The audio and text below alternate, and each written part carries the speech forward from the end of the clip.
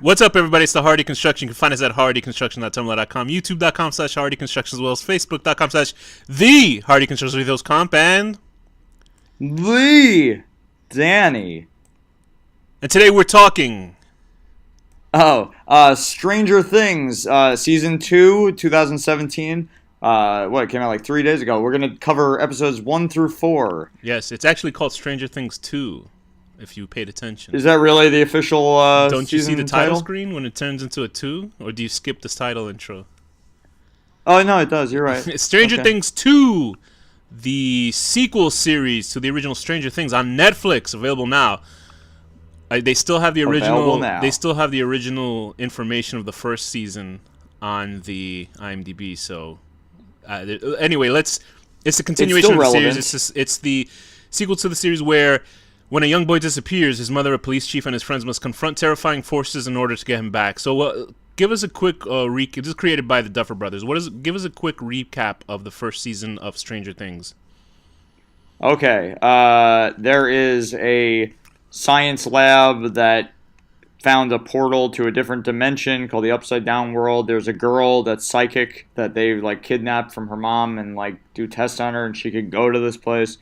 And there's a bunch of dorky kids, and one of them gets kidnapped into this world, and the girl that's psychic escapes and becomes friends with them and helps them get him back.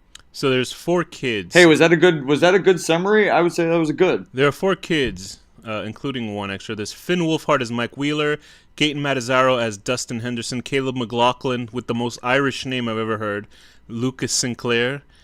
And there's also, who's the 4th kid? Will Byers, played by Noah Schnapp, who's mostly missing from the first season. They're all back for this movie, for this sequel series. And it also has Millie Bobby Brown, especially as 11, who is the psychic. Is it psychic or is it psionic? She's psionic, whatever. Telekinetic, a person who's. She's something. If you ever watch, she doesn't read minds.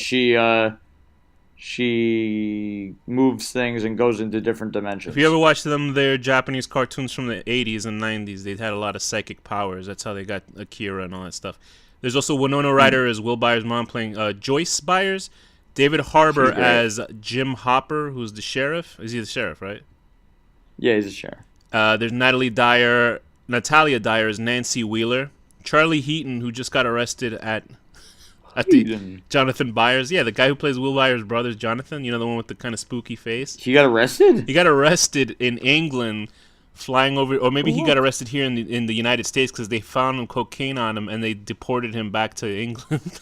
So I was. Wait, he's British? Yes, very surprising. He's English. What is the deal with all of that? With these, that they have perfect American? Why don't they just be British? Well, I guess you can't be British in this show, but. No, because then they get that American coochie over here when they use the British accents. So they'll be like, that's true. They'll be like this in the movie set. They'll be like, yeah, I can't believe this is going on. And then once the camera's off, they go, well, hello. I think I shall put my genitals in your rump right now. May I see your fanny, please? And then the women will do them. That was really that was accurate. Thank you. So he got in trouble. I was talking to somebody saying, hey, maybe the next season it's about him being, deported in UK, so they'll have to green screen it like they did Arrested Development. So whenever he'll be in jail, they'll have to Photoshop out his jail uniform. So whenever Nancy Wheeler is talking to him, she's green screened, and you see him talking, right? And he's also green screened, but you could still see bars in front of him, prison bars in front of his face, right? Even though he's in. They can't get them out. It's like in Star Wars where they can't erase the wheels on the Luke's little, I forget what the hell it's called. The thing he floats around in, whatever, Tatooine. It's fine. So anyway, you know what? I give up. This season, you know what they should call this show? Instead of Stranger Things, they should call it Boror Rings. Get it? All right. So I was talking to somebody today actually about. I don't think it's boring. What are you talking about? These first 4 episodes are pretty boring to me, but. I digress. It's only the first 4 episodes. It probably gets better after the 4th episode. You saw a little bit of it before I did. So I don't mean to shit on the series. Actually, I enjoyed the first season. But I'm not one of those types of people who is overhyped or hates something when it's overhyped. But I feel like there was sort of a direction to the series in the first season. You know, Will Byers disappeared. Ironically, the kid playing Will Byers, I think that's Noah Schnapp, is the best actor out of all the kids, and he's gone from the first season, so they actually have him in this season. And I was a little worried about that. I was like, what if he's not good, and then he's like now a major part of the show, and he sucks? No, I thought he was great when he actually came back. When he came back, he was great. I actually think Mike, who is also Richie Finn and It, Wolfhard, is the best actor, in my opinion. No, he's a very good actor. But I've only seen the first 4 episodes, and it really looks like they pushed him into the background. You notice that? It seems like I wonder if they were shooting it while this was going on, because that's why he's not. It's possible, yeah. Because he's not really. It's almost like wait. It's possible. It seems, and I'm not continuing a joke. I'm just actually trying to phonetically say this correctly. It's hard not to say the word "it." Art seems that Will Byers turns out to be the main kid character for this season, but there's also like other kids that are coming into this series. There's Max, played by Sadie Sink. Max is sort of this rebellious little redhead girl. She actually looks like your friend that moved out of town. Oh yeah. She looks like her. There's also Dacre Montgomery playing Billy. He's this kid with a super mullet. He seems to be like a town asshole. Oh, that's her brother. Well, quote unquote not her brother. I assume maybe I think they're foster siblings. Probably foster or something, siblings maybe. that skip town or something. Well, I guess you can't skip town if you have to register for school. I'm curious to know, because they were talking, like, they touched upon it could be one of their fault why they had to relocate. I'm curious what happened. Maybe they'll get into it, hopefully. Dacre Montgomery, it was also in the recent Power Rangers movie. And you know what? I actually enjoyed that movie, but it's a movie where... Get this, you didn't watch Power Rangers as a kid, right? I probably saw like... I don't really care. Yeah, about me Power neither. Rangers, When I was no a kid, I just put it on TV, and it's basically people in robot suits karate kicking giant monsters, and that's basically they turn into power machine fighters. About 10 minutes into the series, the first episode. Hey, in that movie is about 2 hours. The last 15 minutes they turn into Power Rangers. So. Well, why would you? No surprise, the movie didn't make any money, but he was actually good in it. He was playing Jason. He's good in this so far. He's playing a hateable kind of guy, and I don't know why he's being racist towards that young Lucas I don't gentleman. think so. Anyway, there's also Paul Reiser as Dr. Owens. And Paul Reiser obviously. Yeah, he's good at playing like hateable people. He's in Aliens. He was in Aliens. He's a horrible guy in that. And then there's also Sean Astin as Bob Newby. You thought I was gonna do that with Paul Reiser's name, but I did it with Sean Astin. Yeah. I was so happy when Sean Astin was in this. Yeah, Sean Astin. If you recognize him, he was obviously the main kid from the Goonies. What was his name from the Goonies? Oh crap! He's the main kid from the Goonies. Whatever. I don't know, but I know that he's Samwise Gamgee. I was actually surprised that he is around the same age as Winona Ryder, because when you first see our first idea of Sean Astin is him as a child from the Goonies, yeah, and my first thought of Winona Ryder is when she was in Beetlejuice.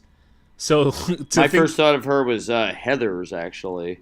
Yeah, but she still was like a teenager. Do you know what I mean? Like, and the first time you think of Sean Astin, they're sort of frozen at that age forever. And ironically, not ironically, I guess it's good skin.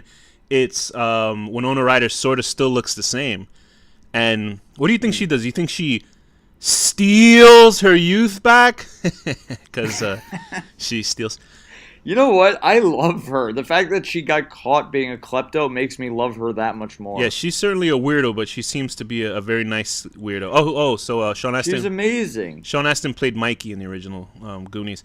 So Sean Astin is playing Bob Newby. He's playing Winona Ryder's boyfriend in this, which when I was listening to some podcast I was discussing this show, I was like, they said... you're conditioned to not trust Paul Reiser because of Aliens, and you're conditioned to trust Sean Astin because he's from the Goonies and he's Samwise Gamgee. Then I was like thinking, and they're like, well, this show probably challenges you to not believe that. And I was like, don't tell me you're spoiling it by saying Paul Reiser is actually a nice guy and then Samwise Gamgee isn't. Well, which is an idea that I have that maybe he's there. So from what I've seen so far, he's very nice, and Paul Reiser seems nice, but I just don't trust him because of who he works for. Yeah, it makes me think Samwise Gamgee is probably like some shadow agent. Like he's there to keep an eye on Will Byers or something. but whatever. So the other cast that rounds it out. Oh, you think so? It's possible. That's just my guess. I'm only 4 episodes in. And there's also obviously Steve's. Steve is the popular guy, and he's in his pizza commercials or whatever the fuck. He's such a dumbass. You really don't like that guy, huh? I thought he was okay. I really don't like I thought him. it was interesting that they didn't make, they let the unpopular guy lose in the first season, because usually the unpopular guy gets the girl. Anyway, so well, he's gonna win now because he's such a jerk. So in this season, at the end of the first season, obviously 11 disappeared, fighting the Demogorgon. Is that what it was called? That's what they called it, which is a horrendously CGI monster that they fought at the end of that. She got sucked into the, what's that called? The underworld? Upside down. The upside down world. I was gonna call it the down under. It was just the aliens those monsters start talking with Australian accents. They become kangaroos. Yeah, all the monsters are like crocodiles and kangaroos. So now this season picks up about a year later, or about 10 months after the first season. And life has gone on. Essentially the company, which was run by Matthew Modine from the first season. I thought they were going to bring him back alive, but I guess he did get killed by the Demogorgon. I'm kind of hoping that he's like in the world and he escapes. Like he could still be there. It's possible. I don't think he got sucked in. I think he just got fucked up by the Demogorgon. Well, he got eaten by the fucking thing or whatever. Right. I mean, I'm a little rusty on the first season to be honest, but he did get eaten. And thank God they that doesn't mean he does. It's a good thing they mentioned Barb again in this season, because I mean it's so important. Barb was such a groundbreaking Everybody character. obsessed over Barb. Remember how great you couldn't stop sleeping because you thought about Barb after the first season? You know what? I feel bad that you're being so mean to Barb. Very good. So she had a cool style. She was awesome. It takes place 10 months after the first season, and the 4 boys have been keeping quiet because the company that was run by Matthew Modine, they're essentially telling everybody to shut the fuck up because they're trying to take care of whatever they messed up by bringing over into this world, because they're afraid Russian agents. Up even more. Yeah, they're afraid Russian agents might find out about this alternate or this other dimension and use it for their advantage. It's very topical, the whole Russian fear shit. And Nancy is feeling bad about Barb because her parents don't know where she is. They don't know that she's actually dead. Why they wouldn't bring her dead body back and just be like, hey, look. Well, we don't know she's dead. No, we do know she's dead. Come on, what's wrong with you? Yeah, she's dead. She's dead. So there's a lot of relationship issues in this season. There's I'm sort of very bored with what's going on. I don't know why. I mean, I liked it in the first season. I don't know, I'm just bored about all these characters' interactions with each other. I want to see more monsters. It's like I'm introduced to the Demogorgon and stuff, and I was like, I want to see more of that science fiction stuff. There's some really cool monster stuff. I don't know what you mean. No, there's awesome stuff, because what happens is that what the hell is his name? Will is jumping in and out of this reality. Like at the end of the first season, he's seeing more of the upside down world, and he sees this gigantic sort of tree Lovecraftian monster. It's very The Mist. Very The Mist. There's a giant Lovecraftian monster appearing from the ground and just causing like this red sky and all this thunder and stuff like that, and the world turning into the upside down here in the Earth One, so to speak, as DC terms. And Earth One. And he's been drawing it. He's getting into these weird sort of hypnotic states. And the mystery is, imagine he's making all those drawings and they put it all together. It's just like a giant cock. Yeah. And Hopper's like, ooh, or like baby. It's like his mom like naked or something like really with huge pancake nipples that actually cover her whole chest. So David, silver dollar pancake. The side story is also Jim Hopper has been holding 11 as in his house, trying to keep her safe, which is weird because he's super overprotective, almost like an abusive dad. But that's because he lost. He doesn't want her to die. Right, he had a little daughter that had passed away in the first season, or it was mentioned in the first season. So they're having there was a scene where they're arguing and it's supposed to be really dramatic, and I was like, this is boring, like really loud in my house. I guess I am not the audience for this type of scene. Listen, I love long-winded sort of dramas, but this, I was like, yeah. And then I just recently saw episode 4, so it was like a whole half of an episode of Will Byers, a 12-year-old boy, shirtless, and I was thinking, man, Kevin Spacey must really want to watch this show. Did you hear what happened to Kevin Spacey this week? Yeah, isn't he like a pedophile or something? Apparently, he was he had a party because this was like when he was 26, and there's an actor called Anthony Rapp. You could recognize him he was from Rent the musical, and he was also in the movie. He looks like a typical nerd. He's also on the new Star Trek Discovery show. And apparently he was 14 years old, this Anthony Rapp gentleman, and he was staying over at this... Anthony Rapp is actually homosexual now. I don't know if he was back then, but it's not for a 26-year-old man to take advantage of a 14-year-old boy. He wasn't out. Right, maybe not. And so what happened is that... This is not funny. It's just funny. It's Kevin Spacey. Kevin Spacey made moves on a 14-year-old boy, and now it came out in light of, all the whole... Well, did they do anything? I mean, that's bullshit. Who cares? Oh, so we should just excuse older men touching young boys back then? Did he actually You heard it first, everybody. Yeah, I think he grabbed him. Like, he pinned him down to the bed, and then he, grabbed his junk or something. I'm not sure about that. But okay. Well, yeah, then he's a fucking creepy pedophile, sure. So... I thought it was just, like, an allegation. I was picturing, after that party... like Morgan Freeman talking on a walkie-talkie, and he's like, Arizona, stay back. Arizona, stay back. John Doe has the upper hand for young boys. And there's a helicopter looking. See, that's a Seven reference, everybody. Good job. Get it? And then I thought that was gonna go a lot better. Hey, you know what happens if you? No, actually, that. Oh yeah, 7-Eleven. That's good. Hey, and one more Kevin Spacey joke. Get this. So Kevin Spacey is gonna be in Jeepers Creepers 4, directed by Victor Salva, produced by Bryan Singer. Thank you, everybody. Yeah. And Woody Allen's gonna make an appearance. Wait, Woody Allen doesn't fuck young boys, but could you imagine? And what's his name? Who's the guy that is like in? Roman Polanski. Oh, we're talking about pedophiles. Bryan Singer must be shaking in his boots. He really should be, because all these people that are in trouble for sexually assaulting people, rightfully so, getting in trouble for it. Because Bryan Singer we already talked about Bryan Singer. Anyway, what the hell is the deal with these pedophile rapists? Well, when you get power, when you get power, you get butt crazy. So do you? Because if you gave me power, I wouldn't be interested in children. You'd be hiring hitmen to kill everybody who's done you wrong, as I would. That's true. That is true. That's a different type of power. That's some sort of demasculization. That's true. I would definitely go mafia crazy.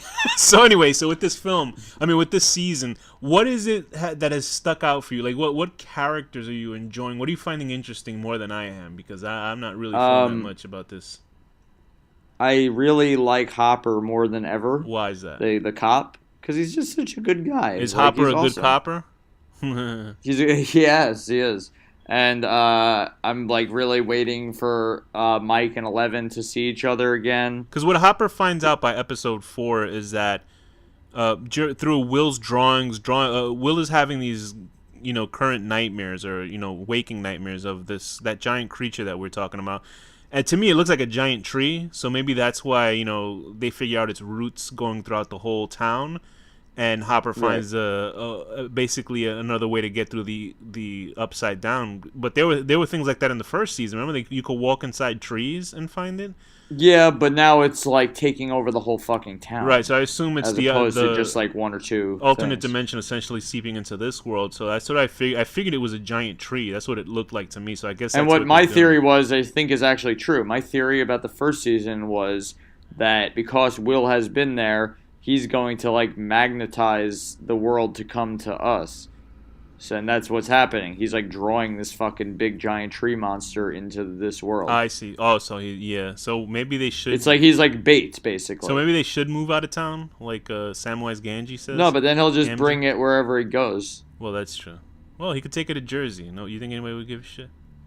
That's true. Also, I also forgot in the first episode, at the very opening, there's a group of people that are thieves, 1980s. Oh yeah, punks. number 8 or whatever, right? Yeah, and there's this, and it was so funny because I was already on some website talking about movies, and there was, of course, the angry. I'm not saying all white people, but this was an angry white person upset about SJW multicultural casting, and I was like, what? And I was like, even if this was pandering to different races, I'm like, if they're showing them as criminals, right? But I was like, because it had a white guy, a Middle Eastern or a Pakistani woman. I don't know what her. That's very racist of me because I don't know what she. As a person who's from New York, it was missing an Asian person every day. I'm sure it was. That's like literally just a normal day. Yeah, I know, but it was a woman of, I don't know what her racial descent was, but she wasn't white. That's all I know, but she was very pretty, and she has like 11 psychic powers. And anyway, so I was like thinking about this guy all pissed off because it was multicultural casting. And I was like, don't you remember movies from the 80s? Like all the gangs were like white, black, Indian, Hispanic, like a bunch of group of different people. It was the only time you saw multiracial people get along to kill. The only time you would see anybody not white is when they were like murderers and stuff. Yeah, all the white guys were the heroes. those are when those fucking Nazis were like, this is the good old days, you know? But anyway, it was so funny because that's the same thing they said about the new Death Wish with. I really liked the 8 character though because she could give like visions. Like 11 can't do that. Oh right, she made this a bridge look like the exploding bridge. Yeah, like that was fucking awesome. So like, we'll see what they'll. I assume they're gonna have some standoff with her and 11, but because so far it's 4 episodes in, which is what like how many episodes are there? I think it's only like 10 episodes. There's 9. There's 9 episodes. 9 episodes. Was it 10 episodes last season? I wonder. It was 8 episodes last season. How you liking 11's hairdo? The curly mop top. I can't get used to it. I like it. It's cute. I thought it would be like straight hair, but I guess it's right because she has the curly kind of cutesy 80s hair. I like it. I don't really give a shit about the ET sort of storyline. They like when they're picking genres for the show, they go for every 80s genre, and they've happened to pick the Gremlins/ET genre now as well. Oh, what about the creature? Yeah, the creature, D'Artagnan, and I really can't stand those type of pet alien movies. I just can't stand them. I don't know why. That's going to turn into the it did. It did at the end of the 4th episode. It turns into that upside down creature. Well, it's going to turn into like the real Demogorgon, the one that kidnapped Will. And Mike Wheeler is being a standoffish dick. He's still upset about losing 11, a girl that he actually had a crush on, and he kissed her in the first season. I thought that was a little weird that he actually kissed her in the first season, but I don't know. Why? I don't know. It just felt out of character. I wasn't expecting like romance from those 4 kids or 5 kids. You know what I mean? But I guess they did it anyway. Yeah. And now they're gonna have the second girl in the group, Max, and she's, a potential love interest for Dustin or Lucas. I actually saw an image of who she ends up with, so I won't say it. Shut up. And, I think it's going to be Lucas, but don't tell me if I'm right or wrong. And so, I mean, that's another sort of romance storyline that's going to be going on. Then there's Nancy. She essentially is dumped by Steve. Nancy? She's dumped by Steve, and then she looks like she's going to actually realize her relationship with the weirdo brother, the camera guy. Mm-hmm. And I don't know. I'm not too much into the relationships of these type of films. Man, you sound real... miserable? Real bummed out about this. What are negative things for you in this 4 episodes? Like, we're only talking about 4 episodes so far, so what do you think about these 4 episodes? Okay, well, I do think it's a little slow moving. Okay. I do. But I am pretty fucking happy with it. It's definitely not as good as the first season, but that's only because the first season is, like, new. So it's, like, the whole appeal of this, like, new group of people and meeting them and all that stuff. And now it's more like, all right, what's going to happen next? Like, So the main mystery of this one is to possibly prevent what might be taking over the town and actually the world.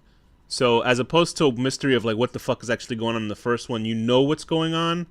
So in this one, and everybody knows what's going on now. So it feels to me a little bit slow because you know what's going on, and then you got to deal with these other kind of character moments. And I don't know if Stranger Things character moments are the strongest thing.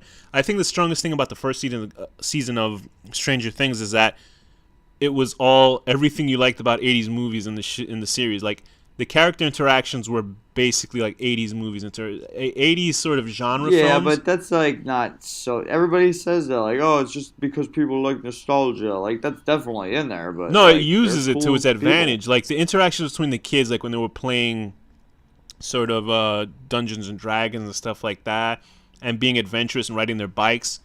Like, people like that kind of stuff. And there was like the evil faceless corporation moving around, that kind of shit. Yeah. This, it's like we're seeing like parties, and we're seeing asshole kids being jerks to each other. And I'm like, all right, basically, that guy, Max's brother, is basically a member of the Lost Boys. Yeah, imagine. He's like, he looks like exactly like he would fit in with them. He would totally be one of them. I did hear things where somebody will die in this season, so I assume it's a main character that will die to this, but I'm not sure which one it will Imagine be. They bring Barb back, they find her, and then she dies. Yeah, right. She goes, "Hey guys, I'm okay," and then you just see a car like hit her. I'm gonna take a guess, and maybe Steve dies. I might be wrong, but I'm taking a guess. I don't know who dies. Joyce's. What do you think about Winona Ryder's acting this season? No, you know who's gonna die? Fucking Bob the Brain. Who's that? Sean Astin. You think so? But he's not like important enough. I was. Well, assuming that's why that he's gonna die, because he's dispensable. No, I was assuming they killed him off. Well, I don't want to ruin whatever else they killed him off, but I was assuming they were killing somebody from the first season and this season. Oh, also they have that comedian. What's that guy's name? He's the. Oh, he's the PI. Yeah. God, what is that actor's name? Murray or something in the show. He's Murray. Yeah, I'll look into it. You keep talking. He's a comedian. He's the guy who's like balding at the top and he has this big bushy beard. He had like I think he was great on Eagleheart. He played like. Is that what I know him from? I guess. Yeah, he was a sidekick to Chris. I forgot the guy's name. Whatever, the main guy who played Eagleheart on Adult Swim. Yeah. But apparently he's like a really obnoxious sort of comedian in real life. So you know how those Adult Swim comedians are. I remember hearing something where he was on a panel with Eric Andre. You know Eric Andre, right? Yeah, Eric Andre's great. Scumbag. He's funny, but he's a scumbag because he's dating my delicious wife from who? The girl that you met and I didn't get to meet. What's her name? Oh, Rosario Dawson. Yeah, that bastard. Anyway, so he was on stage with him, and this comedian, I forget this guy's name, the guy playing Murray. He was telling some story. And Eric Andre, you know Eric Andre, like, just is a dickhead, and he'll just start, like, interrupting and making bad jokes. He does it, and the guy playing Murray is, like, actually literally, like, castigating him on stage for, stepping on his story. Brett Gelman. Yeah, Brett Gelman. Like, he's like a super left sort of weirdo. I'm fine with leftists. I'm fine with that, you know. I guess he's playing himself then. But he's like a super oh my god, takes himself so serious with that shit. It's like, get the fuck out of here, man. But anyway, he's like super kooky and stuff like that and real obnoxious about it. But to see him here, you're like, oh shit, shut the fuck up. But he was good in Twin Peaks: The Return. He was good in this so far, so we'll see what happens. Wait. Okay, is that what I know him from? What was he in Twin guy, Peaks? the guy who ran the casino and they fired him. Oh yeah. Okay, totally. Yeah. Brett Gelman. He's good as an actor, but when you get him off stage and you hear him talk, it's almost like hearing James Woods talk. You know what I mean? Like James Woods, you want to throw him like into a fucking wall. James Woods is so fucking. James Woods is so right, as opposed to this comedian being so left and being a left asshole. Like James Wood is a right. I thought you meant right, as in correct. As like no, as the right wing, because all he does now is he talks about how kids that want to dress like boys that dress as girls is ruining society, and then he puts quotes. Like, what are you complaining about, dude? You're like a fucking multi-millionaire. Shut the fuck up. He quotes himself. This is what James Woods does. He quotes himself and puts a photo of himself next to his quote, and he thinks he's profound. He's such a fucking moron. He's such an asshole. Him and Brett Gelman, shut the fuck up and just be entertaining. Anyway, I'm sick of those people. Anyway, Stranger Things 2. What I dislike about it is a little slow moving. I don't care about the small storyline so far. I know people are going to get pissed at me because Stranger Things is What are your theories? You can't talk shit about Stranger Things. I assume if it follows, I hear it's more of a setup for a third season than it is a self-contained second season, which I hope is not the case because a second film should just be a second film. Because nowadays, when you're trying to make trilogies, the second film doesn't mean shit anymore. It just means we're setting up the third movie, which I fucking hate with trilogies nowadays. It's like, The Matrix Reloaded, which is a movie I can actually... Well, Empire Strikes Back was the best middle... But I mean, that's trilogies from back then. It's not like even Ghostbusters 2, which wasn't a great movie, didn't go, hey, let's watch out for whatever might be happening in the third film. They're trying to set up for a third movie. No, I love Ghostbusters 2. Huh? I love if you paid attention, I'm telling you that even Ghostbusters 2 had a finite storyline. It was a storyline that ended. It had a beginning, middle, and an end, and it wasn't waiting to put hints for a third film like this season supposedly might be doing, which I hope isn't the case, but it might be because you know how TV shows are anyway.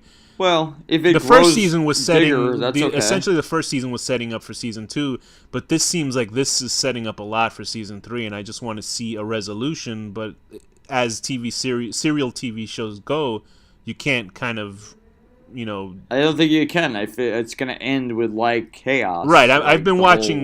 Yeah. To over. me, I can only guess the ending of this season will have that world blow up on this world. Like that's what I assume. think the that ending like of this pumpkin is. That's patch usually how it is would gonna go. just like hatch.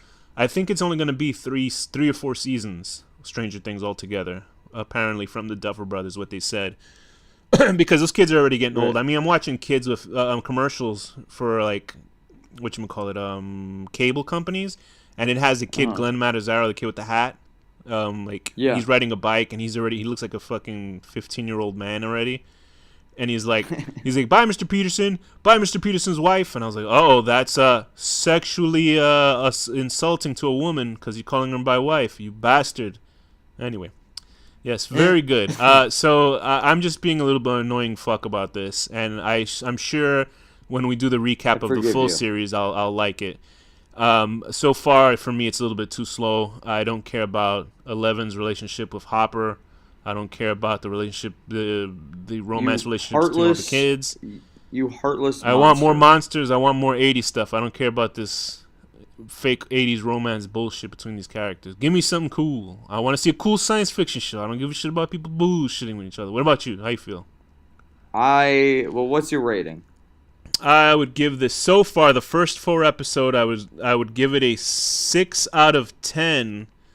Shirtless young boys who won't get into a hot bath because somebody likes it cold. Okay. Kevin Spacey. I'm gonna give this. Imagine that actually it was just that man poisoned all the pumpkin patches, and there is no upside down world. It's just a particularly potent poison. And then he starts doing the hick dance. It ends in a musical.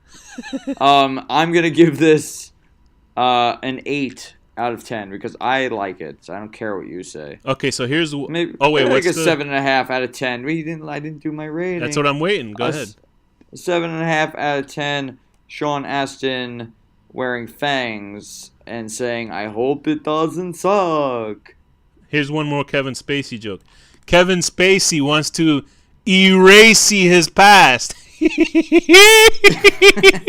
Do you know that forced him to come out of the closet? He was using a diversion of saying I'm You know what gay. sucks though is like being gay has nothing to do with being a pedophile. Right, now all the stars idiots who don't realize that are gonna think that. All the stars that are listening, that know about this, they're calling him out on it. They're like, I think Billy Eichner, from Billy on the Street, he's like he's trying to equate he's gay to I like. No, children. I think no, he wasn't equating that's wrong. he wasn't equating young boys. He was just trying to show his bravery of coming out as a gay man to sort of negate any bad press. Fucking asshole. So, all he's doing is making gay people have to deal with people like him giving them a bad name. So Billy Eichner equating them with pedophiles. It's ridiculous. Billy Eichner, this comedian from Billy on the Street, a hilarious show anybody should watch.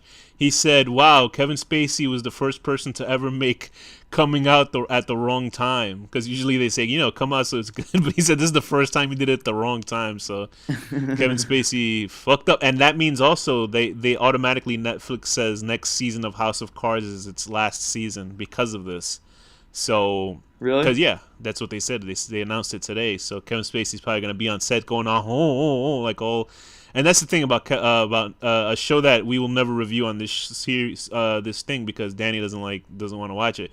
But I want to watch a televised version of our life. But what happens is that his wife Claire, I can't stand that fucking character because she's a brat, and she will now win that show because I bet Kevin Spacey, because of what he is dealing with in real life, that will translate to the show at making him look like a scumbag and lose on that show, and his wife will win in the end. And I hate her character, so thanks a lot, Kevin Spacey, wanting to fuck 14-year-old boys. You couldn't keep it in your pants. You couldn't stop your pedophilia for my entertainment, you bastard. Fucking people. Danny, what's the final word? pedophiles are bad. Everybody, happy Halloween! Happy Halloween!